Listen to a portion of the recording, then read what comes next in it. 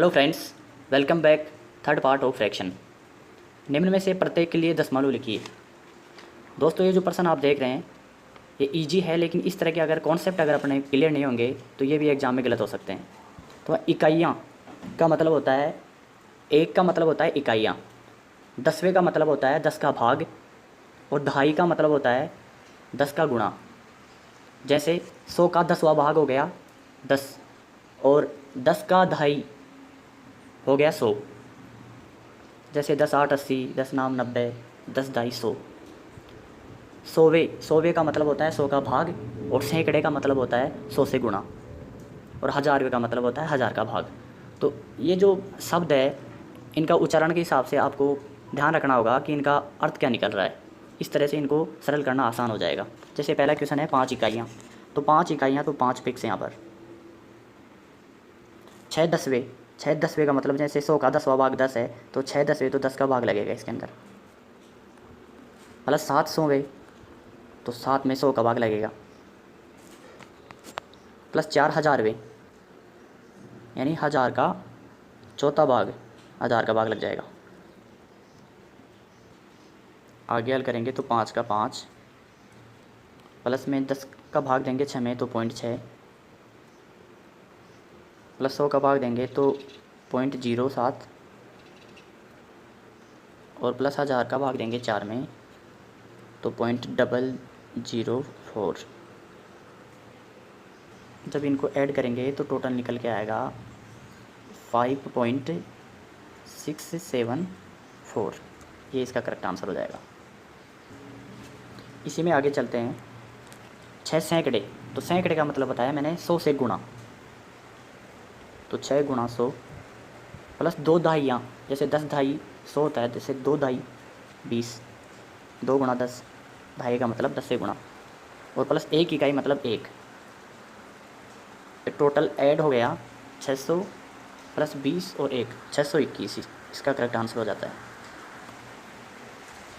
Next question 10 में, यदि 89.44 गुणा 24 बराबर 2146.56 हो तो 0.08944 गुणा 0.24 का मान क्या होगा।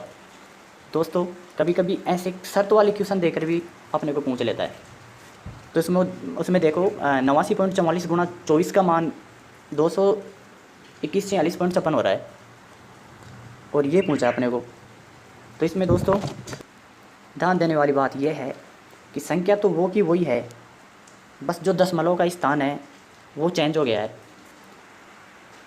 इसमें दशमलव का स्थान 89.44 था पहले, अब 89.44 से 3 स्थान इधर बाईं तरफ खिसक गया है, और जो यहाँ गुणा 24 से हो रहा था ये इधर 0.24 से, यानी 2 स्थान इधर खिसक गया दशमलव।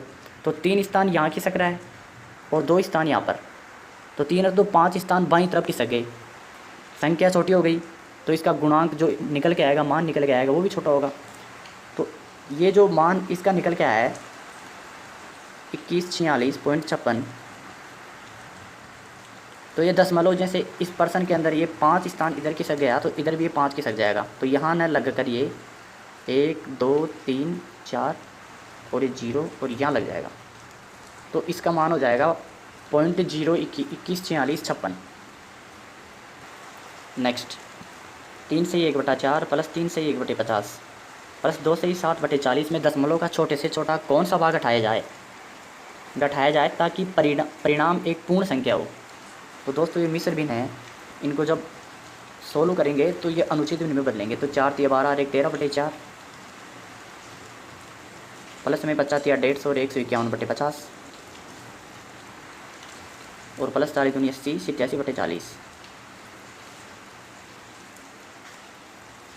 जब इनका भाग देंगे 4 3 12, तो दशमलव के बाद हम 2 स्थान तक 3.25, 50 का भाग देंगे 151 में तो 3.02,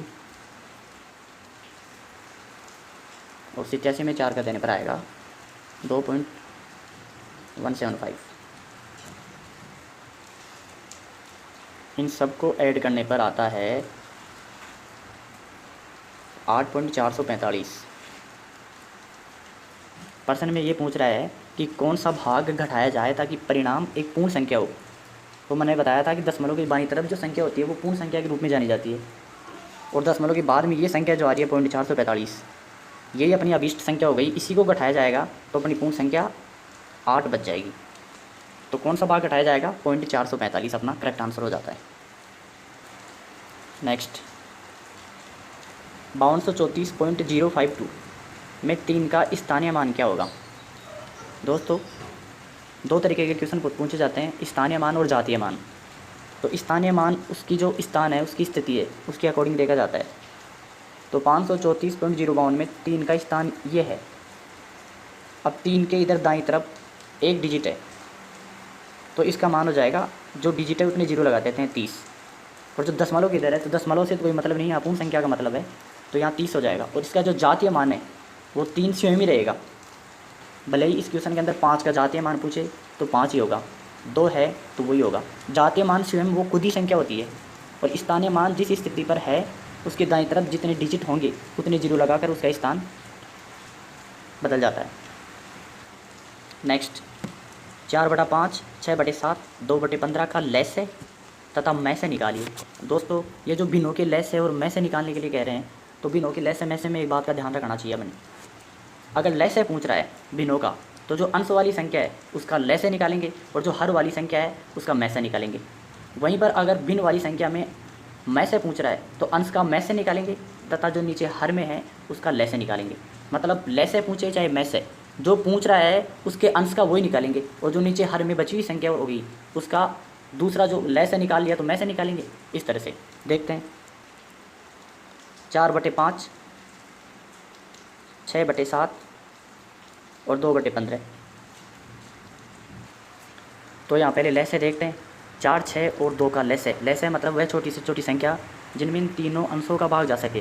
तो 12 ऐसी संख्या है, तथा हर का मैस है 5, 7, 15। मैस है मतलब ऐसी संख्या जो इन तीनों हरों को विभाजित कर सके।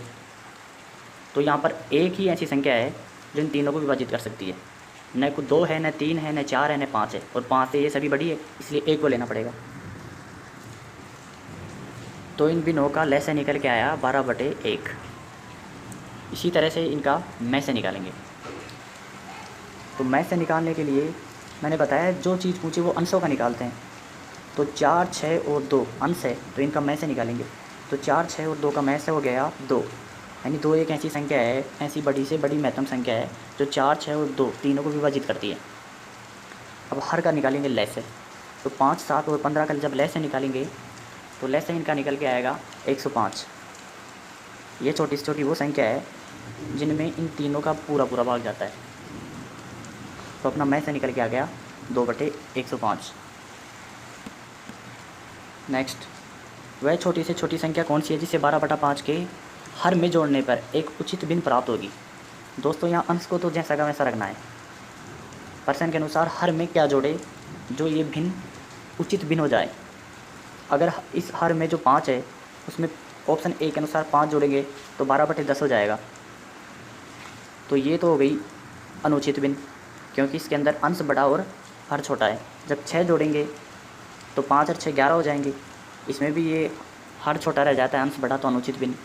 जब ऑप्शन सी में 7 जोड़ेंगे तो 5 और 7 12, और 12, 12 बराबर 1, तो 1 भी हमेशा अनुचित भिन्न में ही आती है।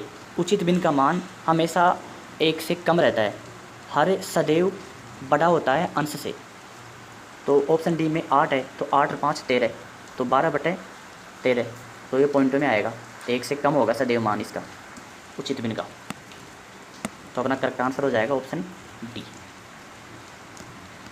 नेक्स्ट, P/Q के रूप में 1.27 बराबर होगा। देखिए दोस्तों, 27 के ऊपर बार लगा है, 2 डिजिट के ऊपर बार है, तो इस संख्या को लिखेंगे 1 सही 27/99। ये मिश्र भिन्न हो गई। जब इसको आगे करेंगे सॉल्व तो 99 के 99 और 27 126/99, 126/99। जब इसको 3 से काटेंगे तो 3 चौक 12 और 3 दूनी 6 और 33 या 99। फिर 3 से काटो, 3 एकम 3 और 3 चौक 12 और 3 11 33, तो 14/11 इसका करेक्ट आंसर हो जाता है ऑप्शन सी। बाकी बचे क्वेश्चनों का अगले पार्ट में समावेश किया जाएगा। और आप अपनी तरफ से कोई राय देना चाहते हैं तो प्लीज़ हमें कमेंट करिएगा। धन्यवाद।